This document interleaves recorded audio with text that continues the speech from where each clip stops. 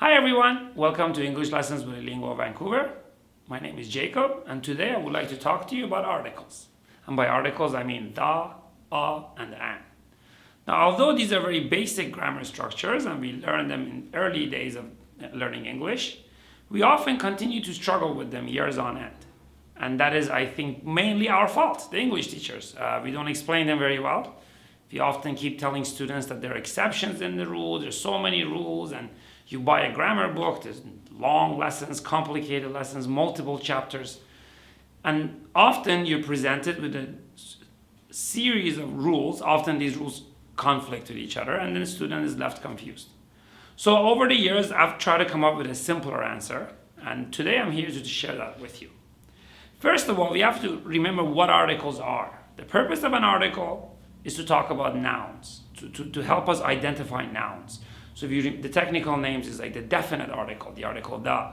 Why is it called the definite article? The name is meaningful here because that article tells you that you, the speaker, and the person listening to you, your audience, both know what you're talking about. So it's a known object.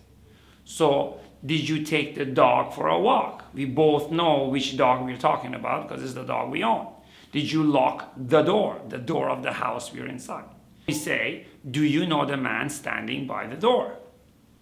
Do you know the man? Which man? I just told you where he is. He's by the door. So the speaker and the listener know the man being identified and the man being discussed. So we know which person. Which door? The door in the room. We know which door. But this is quite simple. This is about whether the speaker knows and the listener knows what is being discussed.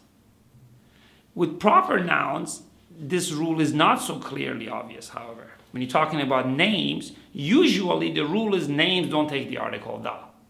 So Jacob, my name, Canada, the country, YouTube, the brand name, all these things don't take the article there.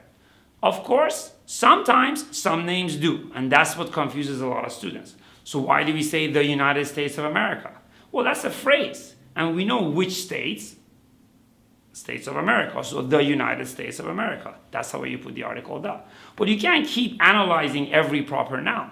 Sometimes it's just beyond comprehension, like the Bronx. Why do we say the Bronx? Manhattan, Brooklyn, Queens, by the Bronx. Why the Bronx? Well, apparently it was a family house before it was a town. Many people would go to this place. It was a large estate. It was a common thing to say, what are you doing this weekend? Are you going to the Bronx family house?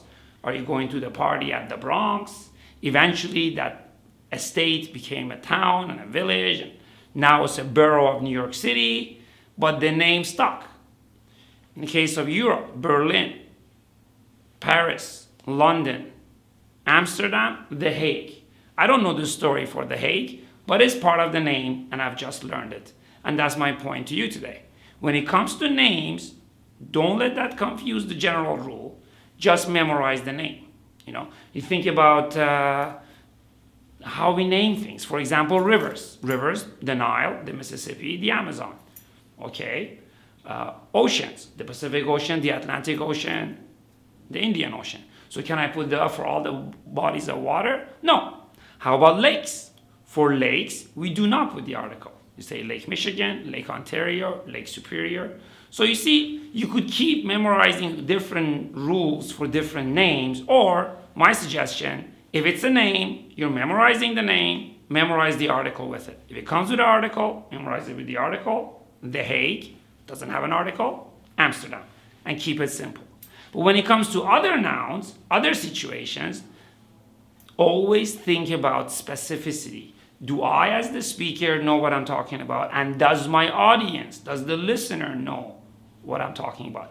Do we, the people participating in the conversation, know which one, which person, which object, which door, which man?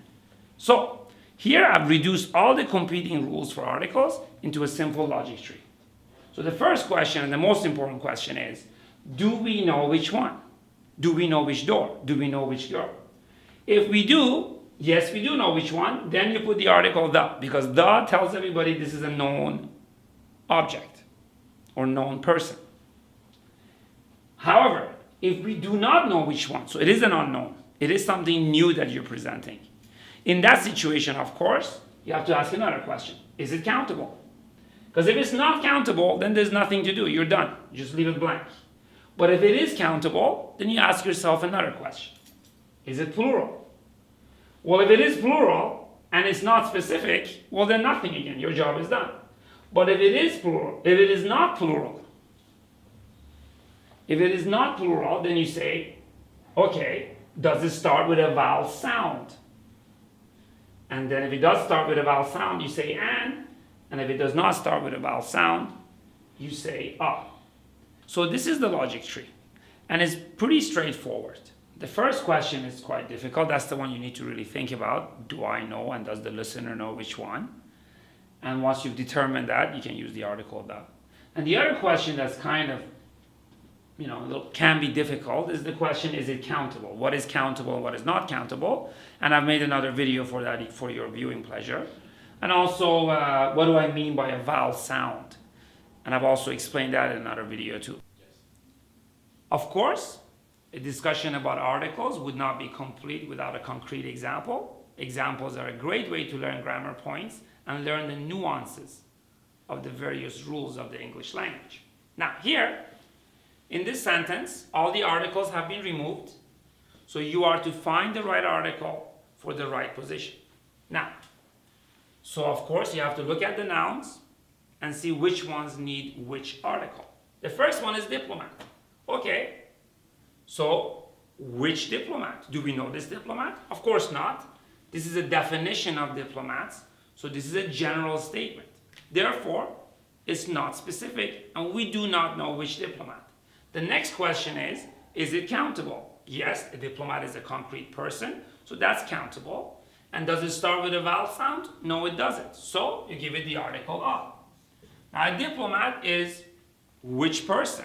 This is a general definition of diplomats. So even though we have a relative clause starting with who, we do not need the article the, because we do not know which person. It's a general example.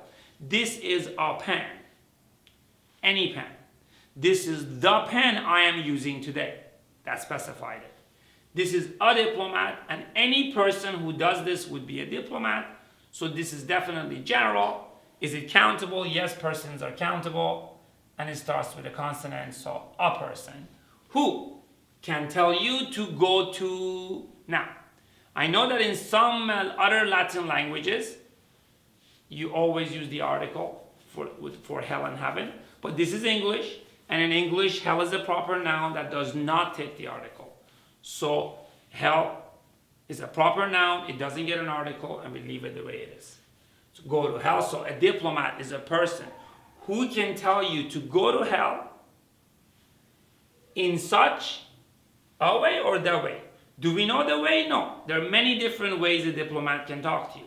But ways are countable. So in such a way that you actually look forward to which trip? Oh, we know the trip to hell. So we know specifically which trip. So you look forward to the trip. So one more time, a diplomat is a person who can tell you to go to hell in such a way that you actually look forward to the trip. I hope you found this example useful, and I also hope that you can see this example shows you how effective the logic tree is. If you can find any exceptions to the rules I've laid out for you, please feel free to leave them in the comments below, and I'll be more than happy to respond to your comments. I look forward to reading your comments, and I wish you a great day ahead.